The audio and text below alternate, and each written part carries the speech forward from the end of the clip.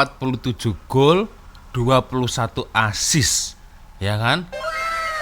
Berarti kan sangat cemerlang, geng ya. Bayangkan kalau tidak bersama JDT kan sangat disayangkan sekali, geng ya. Kita sebagai penikmat bola, penonton bola sepak, kita tahu bisa membedakan mana-mana player yang bermain dengan hati. Nah itu ya, kalau nafsu insa ya maaf-maaf saja, geng ya. Welcome to Planet Sport. Hot issue, hot moment, all about sport. Only on Planet Sport.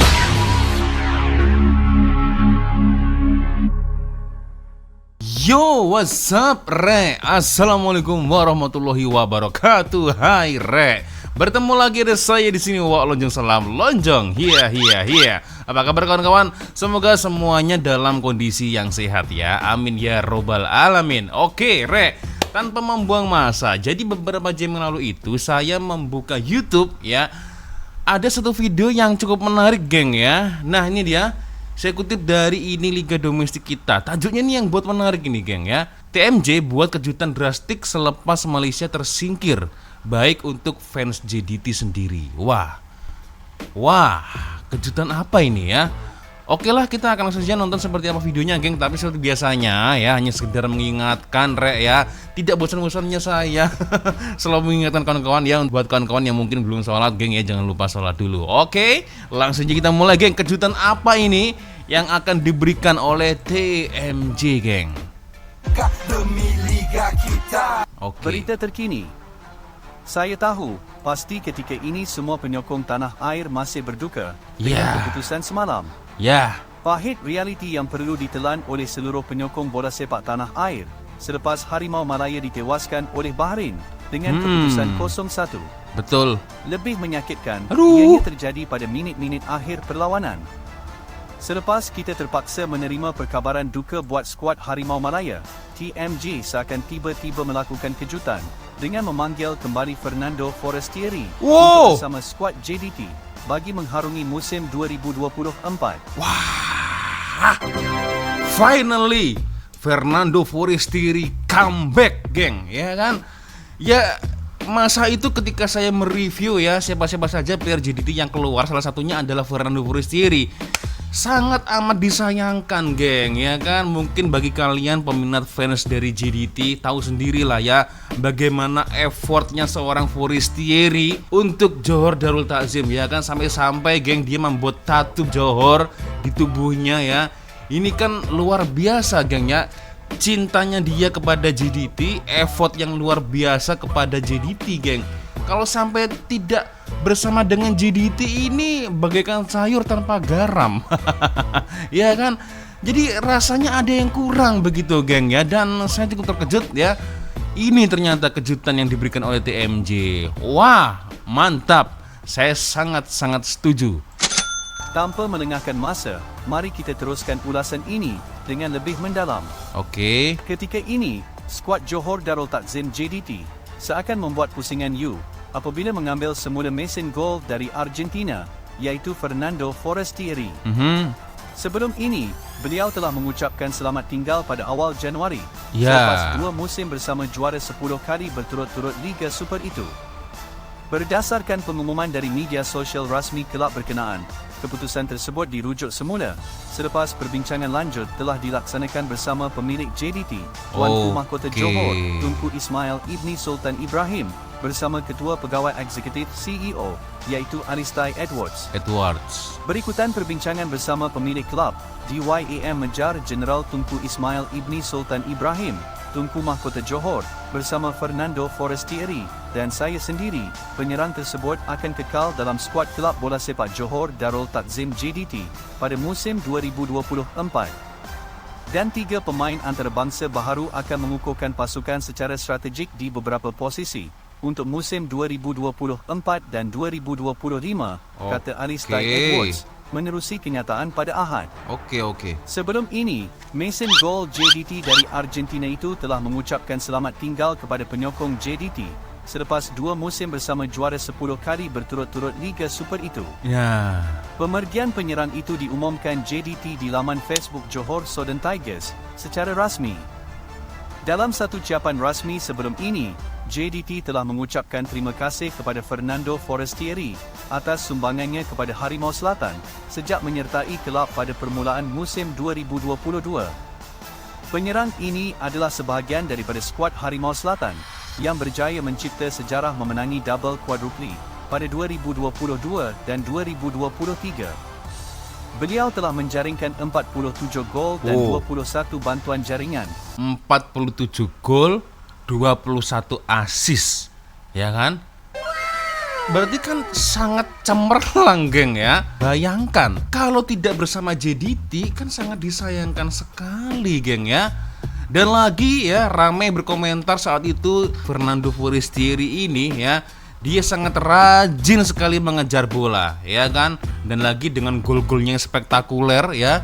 Jadi saya rasa kalau JDT mengeluarkan Forestieri atau tidak memperpanjang kontraknya ya, sangat amat rugi besar, geng ya.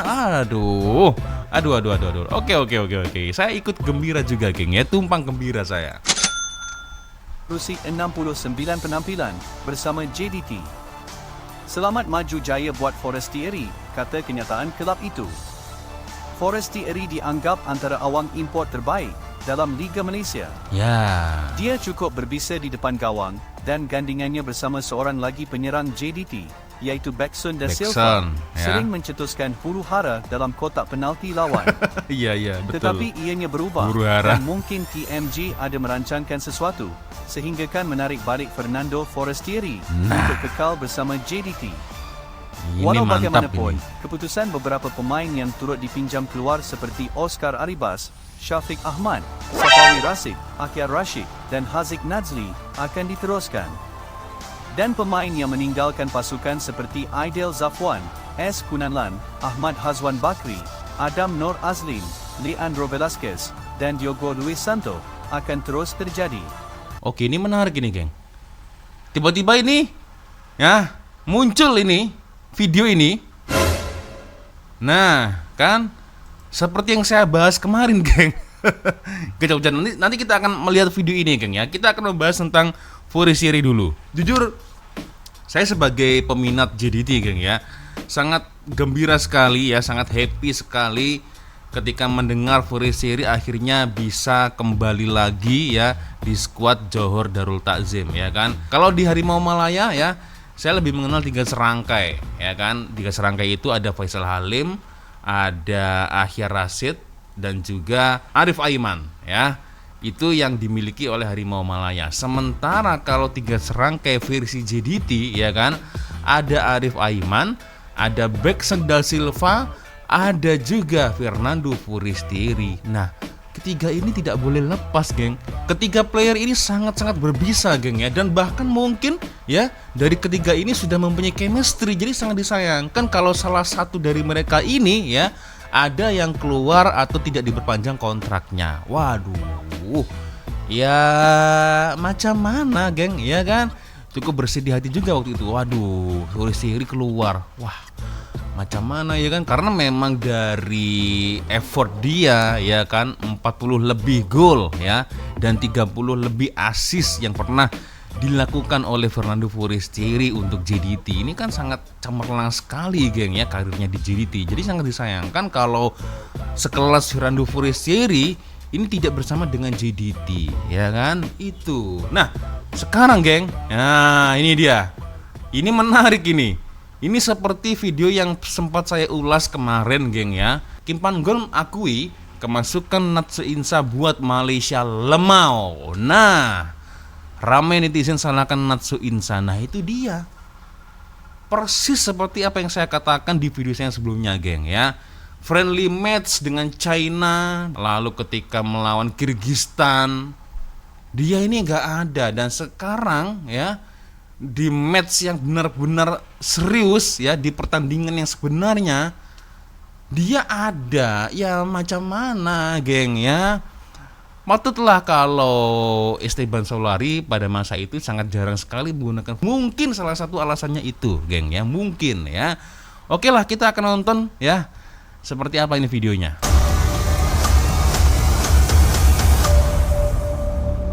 Oke. Harimau Malaya Berita mode. terkini.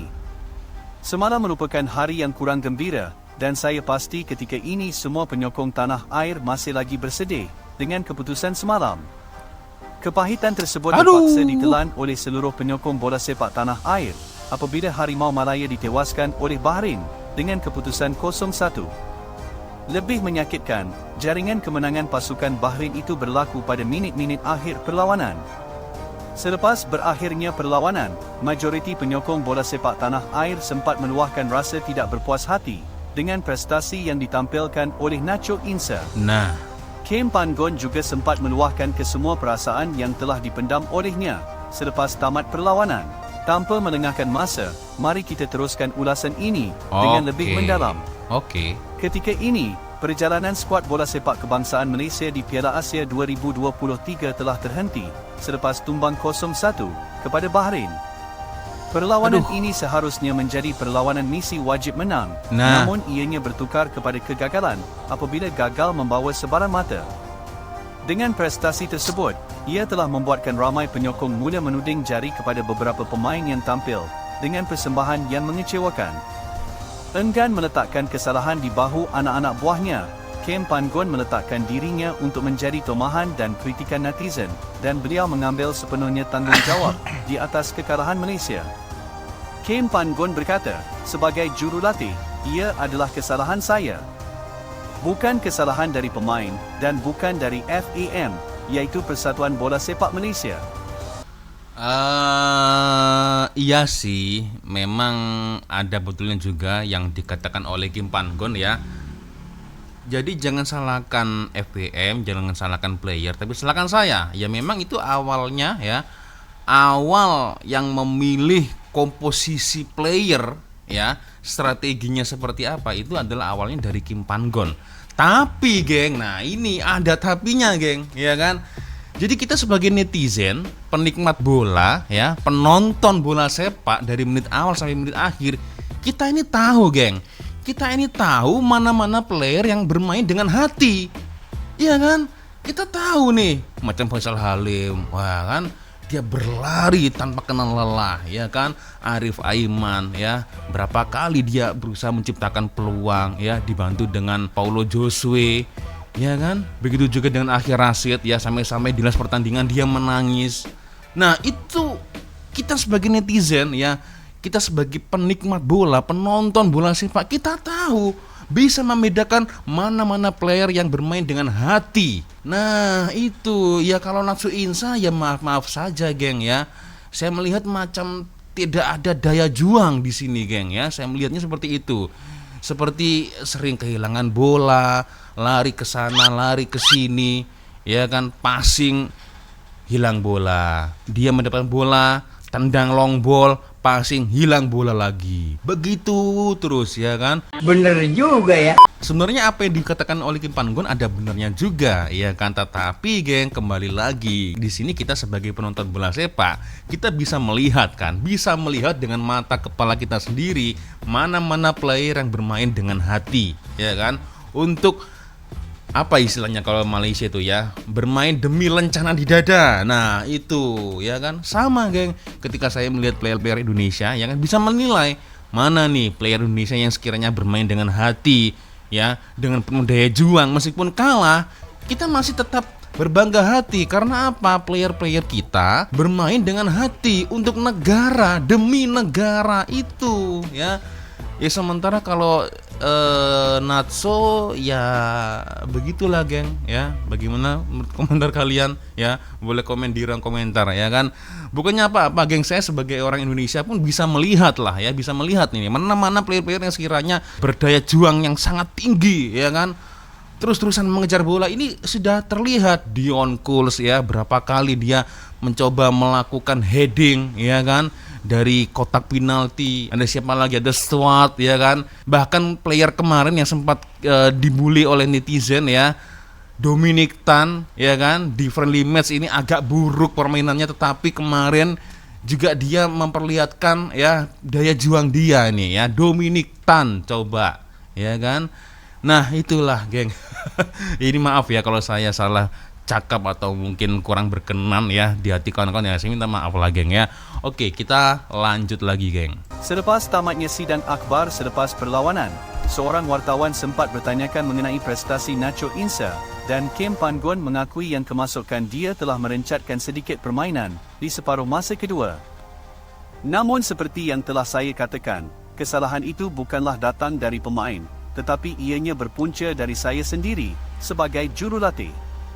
Iya Ketika sih, ini, bener sih. keputusan yang dikritik ramai adalah disebabkan pengendali dari Korea Selatan tersebut membawa masuk pemain tengah tua itu pada Nah. separuh masa kedua permainan. Kegagalannya untuk menyekat hantaran lawan serta mencari rakan sepasukan menyaksikan jeneral veteran berkenaan menjadi tumpuan kecaman di media sosial. Meskipun kemasukannya dibuat untuk memastikan Shamar Kutiaba tidak dikenakan kad kuning kedua, rata-rata penyokong berpendapat ia masih ada pilihan yang lebih baik buat Kim Pan-gon. Salah satu nama pemain yang dipetik ialah pemain tengah berusia 35 tahun, iaitu Brandon Gunn, kerana dia tidak dimasukkan. Iya. Dia yang masih belum mencatatkan Why? sebarang minit permainan di Qatar, telah dilabel sebagai pengganti lebih baik kepada Shamar jika nak dibandingkan Nacho Insa berdasarkan gaya permainannya. Betul. Brandon Gunn adalah pemain yang sentiasa memberikan aksi terbaik setiap kali diturunkan dan tak menolak setiap kali dipanggil. Ya, betul. Perlawanan persahabatan, Piala AFF atau kelayakan, semua dia main dengan penuh semangat Betul. demi lencana di dada. Betul. Dalam beberapa aksi sebelum Piala Asia, Brandon Gunn yang merupakan kapten Selangor FC telah menjadi watak utama buat Kim Pan-gon. Mungkin edisi kali ini, Kim Pan-gon masih mencuba beberapa hal yang baru. Itulah sedikit ulasan yang ingin disampaikan oleh saya. Nah, itu dia, geng ya. So, lagi-lagi memang Kim Pan-gon menegaskan ini adalah semuanya keputusan saya, kesalahan saya karena saya memilih player itu untuk diletakkan di komposisi skuad Harimau Malaya, ya kan.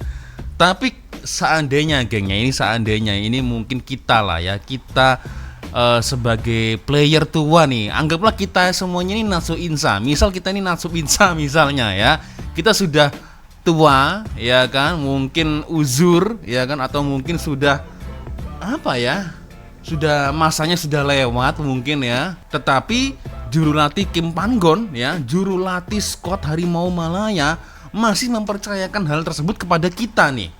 Nah, misal nih saya Natsu Insa misalnya ya kan, wah saya sudah berumur tua nih, harusnya saya sudah tidak layak masuk ke skuad Harimau Malaya, tetapi Kim Pan-gon masih mempercayakan hal itu kepada saya. Belum tentu geng tahun depan saya akan dipanggil lagi Kim Pan-gon ya kan, karena kan sudah tua geng ya kan, sudah pensiun lah, sudah pensiun dari player bola sepak kebangsaan mungkin ya. Nah, di momen ini saya membuktikan yang terbaik untuk rakyat Malaysia. Itu kalau saya menjadi Natsu Insa geng ya. Itu jadi kesempatan ini, apalagi di event yang sangat besar Piala Asia, ini jarang-jarang nih ya kan, bisa tampil seperti ini, usia juga sudah tua. Kenapa masih percaya Kim Pan-gon dengan saya? Nah, kalau begitu saya harus bisa membuktikan ya kan, kalau saya masih menjadi player yang sangat-sangat berbisa ya, tidak mengecewakan Kim Pan-gon, tidak mengecewakan netizen atau pecinta bola sepak yang ada di Malaysia. Itu kalau saya semisal menjadi Natsu Insa geng ya kan. Karena tahun depan belum tentu geng ada event seperti ini, dan tahun depan juga dia belum tentu bisa masuk ke skuad Harimau Malaya ya kan. Bener juga ya. Itu geng ya. Agak geram saya ini. Oke geng, ya sepertinya cukup sudah untuk video kita kali ini. Wah, agak panjang juga videonya nih ya. Tapi yang jelas geng, saya minta maaf lah ya, mungkin kalau ada kesilapan kata-kata saya baik dari awal video sampai di akhir video yang mungkin kurang berkenan di hati kawan-kawan. Saya minta maaf yang sebesar-besarnya ya. Ini adalah sudut pandang ya, atau pendapat dari sudut pandang saya sebagai orang Indonesia ketika melihat corak permainan Harimau Malaya geng ya. Begitu. Bagaimana? Ada komentar kawan-kawan? Boleh komen di ruang komentar geng ya. Dan harapan saya besok ketika Indonesia melawan Jepun ya, saya harap ada hasil yang positif walaupun agak susah, dan juga untuk Harimau Malaya ya, skuad daripada Malaysia. Saya doakan juga semoga ketika bertemu dengan Korea nanti ya ada impact yang positif, gak bisa meraih poin setidaknya bisa draw, sudah alhamdulillah lah geng ya. Aduh, lawan kita berat geng, serius ya. Jepun Korea, Korea Jepun. Aduh. Oke lah geng, ya sepertinya cukup sudah ya untuk video kita kali ini. Terima kasih kawan-kawan sudah nonton video saya dari awal sampai akhir. Dan seperti biasanya kalau ada video menarik yang mungkin boleh saya reaction, saya bahas ya di next video selanjutnya. Orang boleh follow sosial media saya, kirim link videonya di Instagram. Tapi saya biasanya lebih sering menonton Instagram sih ya daripada sosial media yang lain ya. Dan akhirnya saya untuk dulu geng. Wassalamualaikum warahmatullahi wabarakatuh. I love you Malaysia, I love you Indonesia. Bye bye ya.